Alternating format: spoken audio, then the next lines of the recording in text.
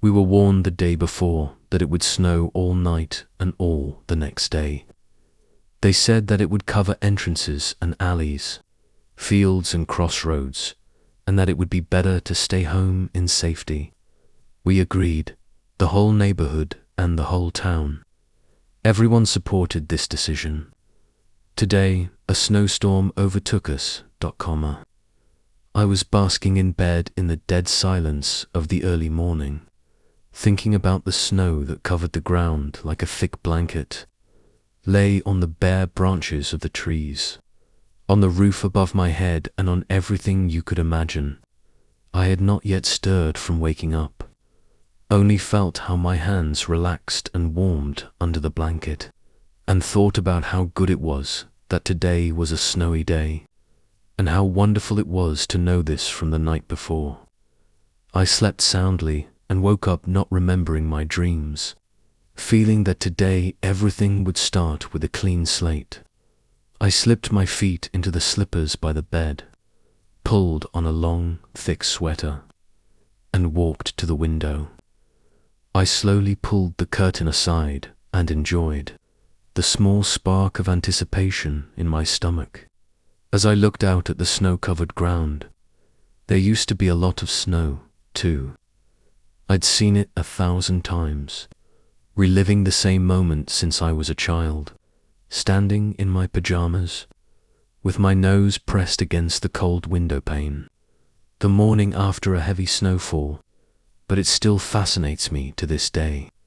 The morning light was weak, casting long shadows across the drifts, catching the still falling flakes in their gentle flight and showing the crisp, untouched surface of the snow that covered the ground outside my old farmhouse. I lingered there for a moment, just watching the snow fall, shielding myself from the cold outside with my hands, enjoying the gift from Mother Nature. As a child, snow days were a rush of excitement and running to and from the warm kitchen with cups of chocolate. As adults, they are a relief. You are forced to relax. No one expects anything of you. In a hectic world that sometimes moves too fast, this respite is great medicine. The night before, I stocked up on the essentials: a pound of fresh coffee beans, a long loaf of bread for sandwiches and toast, a bag of muffins and cupcakes, a bag of winter oranges and grapefruit. There was a pitcher of fresh juice in the refrigerator and a huge pile of green vegetables. And in the pantry, neat rows of home-canned tomatoes and pickles, cans of beans, bags of rice, bags of crackers and pasta.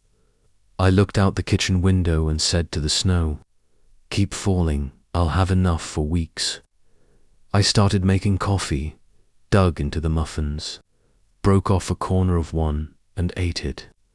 If you're going to do this, I thought, you might as well do it right, and pulled the waffle iron out of the cupboard. This was part of enjoying a snow day, after all. Finally, time to do something you don't usually do, and there was no reason to avoid it. I poured a cup of coffee, pulled the ingredients off the shelves, and began mixing and whipping them while heating the waffle iron. I settled in at the kitchen table with my favorite plate, napkin and fork. I had a flashback to what my aunt used to do when we were little. She had a special plate in her cupboard, painted gold in an old-fashioned pattern that didn't match anything. And if you did well on a test, or had a birthday, or had a bad day and just needed to feel special and cared for, Auntie would put her in your place. When you sat down, you stood a little taller and felt her warm hand on your shoulder, and dinner became a treat. That memory warmed me as I poured batter into the hot waffle iron. It sizzled, filled the kitchen with aroma, and I smiled. With pancakes and waffles, there is always the rule of 3. Undercook the first, burn the second, and the third will be perfect. When the plate was full, I sat with a cup of fresh coffee and a warmed pitcher of maple syrup, enjoying my breakfast, watching the snow fall. I peeled an orange and ate the slices slowly between sips, setting the peel aside, thinking that later I would add it to the simmering pot with cinnamon sticks, vanilla, and a few cloves. I would let it simmer all day, filling the house with a sweet aroma and softening the dry air with steam. I rinsed the plate, tidied up the kitchen, and began to walk from window to window, looking out. I had brought in some wood the night before and put it in the fireplace, ready to give off heat. I lit a long match and held it to the paper and kindling, watching it burn. I added some crumpled newspapers to the fire and squatted by the hearth for a few minutes until my face and fingers were warm.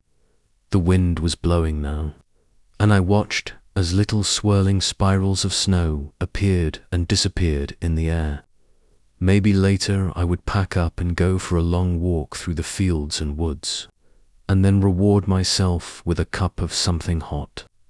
But right now I wasn't going to leave my cozy spot. I imagined myself spreading out a puzzle on the table and thinking about it while a movie played in the background, or reading for hours, or lying in a hot bath until the skin on my fingers wrinkled.